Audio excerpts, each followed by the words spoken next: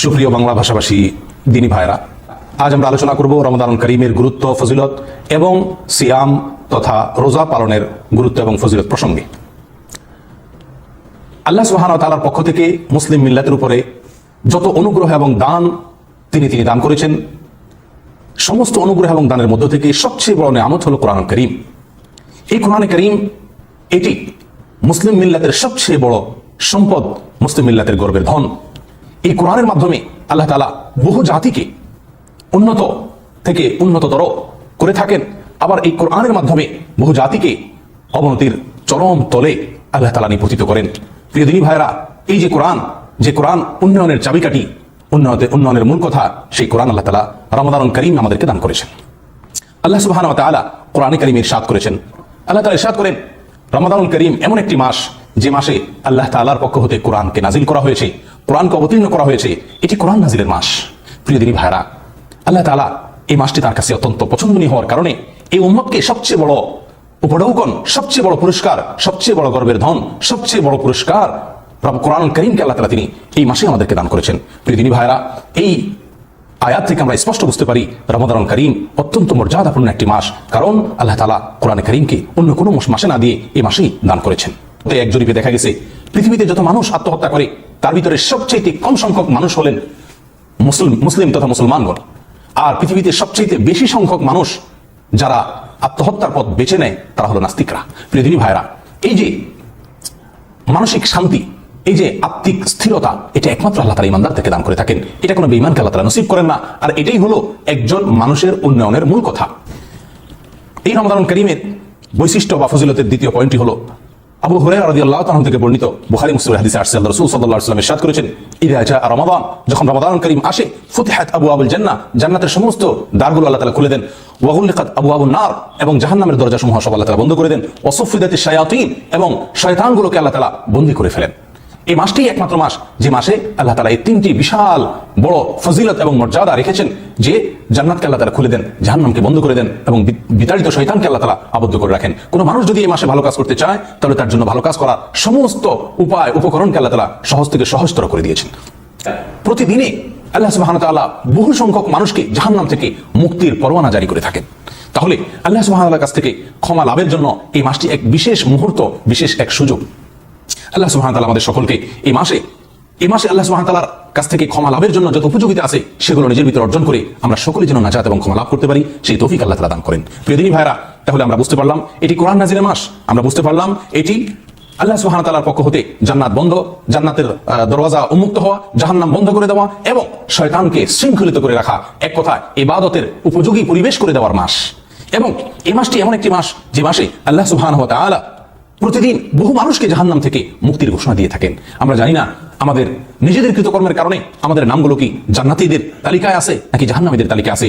এই মাস রমাদানুল করিম এমন একটি মাস যে মাসের মাধ্যমে আমরা নিজেদের নামগুলোকে, আল্লাহ না করুন, জাহান্নামীদের তালিকা যদি থেকে থাকে, তাহলে সেখান থেকে কাটানোর এক সুবর্ণ সুযোগ পাচ্ছি। আসুন প্রতিটি মুহূর্তকে যথাযথভাবে কোরআন এবং সুন্নাহ বাতানো পথ এবং পদ্ধতি অনুসারে আমলের মাধ্যমে আমরা সকলে আখিরাতে আল্লাহ সুবহানাহু ওয়া তাআলার জাহান্নাম, আল্লাহ তাআলার সৃষ্টি জাহান্নাম থেকে মুক্তি লাভের আমরা চেষ্টা করি। আল্লাহ আমাদেরকে সেই তৌফিক দান করেন। প্রিয় দিনী ভাইরা, জাহান্নাম থেকে মুক্তি লাভের জন্য প্রাথমিকভাবে দুটি বিষয়ে আমাদেরকে উপযোগিতা নিজের ভিতরে সৃষ্টি করতে হবে।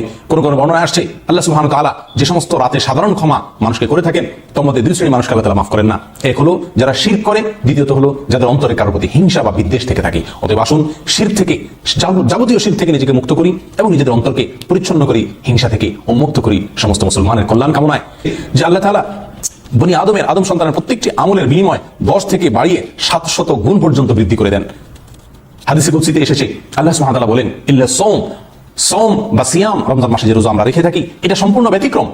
এই আমলটি, রমাদানুল করিমের সিয়ামের আমলটি, এটির বিনিময় আল্লাহ তাআলা ঘোষণা দেন নাই যে 10 গুণ না 20 গুণ নাকি 700 গুণ। অন্য যে কোনো আমলের বিনিময় আল্লাহ তাআলা বৃদ্ধি করে মানুষকে 10 থেকে 700 গুণ পর্যন্ত দিয়ে থাকেন।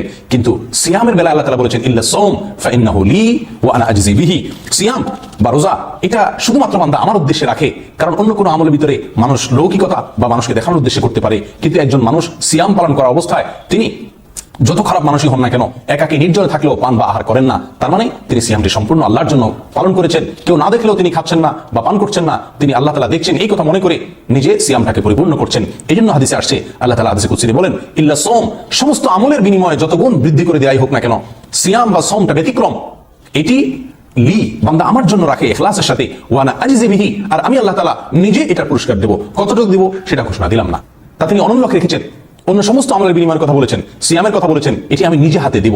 প্রিয়দিনী ভাইরা, এখান থেকে আমরা বুঝতে পারি রমাদান কারীমের যেরকম মর্যাদা এবং তাৎপর্য রয়েছে, রমাদান কারীমের শ্রেষ্ঠ এবং প্রধান আমল তথা সিয়াম এরও তাৎপর্য এবং গুরুত্ব রয়েছে। আল্লাহ তাআলা আমাদের সকলকে এই মাসে সিয়াম পালন তৌফিক দান করেন।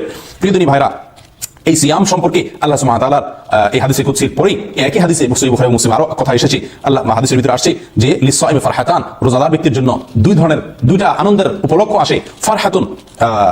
ফারহাতুন ইনদা ফিতরিহি, একটি আনন্দ হলো ইফতার করার সময় তিনি আনন্দিত হন, আর ফারহাতুন ইনদা লিকাই রাব্বি, আরেকটি আনন্দিত হবেন তিনি আল্লাহ তাআলার সঙ্গে যেদিন সাক্ষাৎ করবেন সেদিন। এবং এই হাদিসে আরো বলা হয়েছে, ওয়ালা খালুফু ফিহি আতইয়াবু ইনদাল্লাহি মিন রিহিল মিস্ক, একজন সিয়াম পালনকারী রোজাদারের মুখের যে দুর্গন্ধ, তিনি পানাহার বর্জন করার কারণে, না খেয়ে থাকার কারণে যে দুর্গন্ধ সৃষ্টি হয়, এটি আল্লাহ তাআলার কাছে মিশক আম্বরের ঘ্রাণের চাইতেও বেশি প্রিয় এবং আল্লাহ তাআলার কাছে পবিত্র। প্রিয়দিনী ভাইরা, এই হাদিস থেকে আমরা বুঝতে পারলাম যে সিয়ামের মর্যাদা, সিয়ামের গুরুত্ব, সিয়ামের সম্মান এবং ফজিলত কত বেশি। বুখারী এবং মুসলিমের অন্য হাদিসে আসছে, রাসূলুল্লাহ সাল্লাল্লাহু আলাইহি ওয়াসাল্লাম ইরশাদ করেছেন, মান সামা রমাদানা ঈমানান ওয়া ইহতিসাবান গুফিরা লাহু মা তাকাদ্দামা মিন যামবি, যে ব্যক্তি ঈমানের সঙ্গে ইখলাসের সঙ্গে সিয়াম পালন করবে, তার জীবনের সমস্ত গুনাহ খাতাকে আল্লাহ তাআলা মাফ করে দিবেন। এখান থেকে আমরা বুঝতে পারি যে সিয়াম আমাদের জন্য কত বড় ফজিলত নিয়ে এসেছে। প্রিয়দিনী ভাইরা, সাহল ইবনে সাদ রাদিয়াল্লাহু তাআলা বর্ণিত এক হাদিস আসছে, এটিও বুখারী এবং মুসলিম বর্ণনা করেছেন। এক যুগে আল্লাহ রাসূল সাল্লাল্লাহু আলাইহি ওয়াসাল্লাম ইরশাদ করেছেন যে জান্নাতের 8টি দুয়ার বা দরজা বা বিশেষ গেট আছে, এবং এই 8টি গেটের ভিতরে একটি দরজা আছে যে দরজাটির নাম হলো রাইয়ান। রাসূলুল্লাহ সাল্লাল্লাহু আলাইহি ওয়াসাল্লাম বলেন, লা ইয়াদখুলুহু ইল্লা আস-সাইমুন, এই রাইয়ান নামক দরজা দিয়ে রোজাদার ব্যক্তি ছাড়া আর কেউ প্রবেশ করবে না।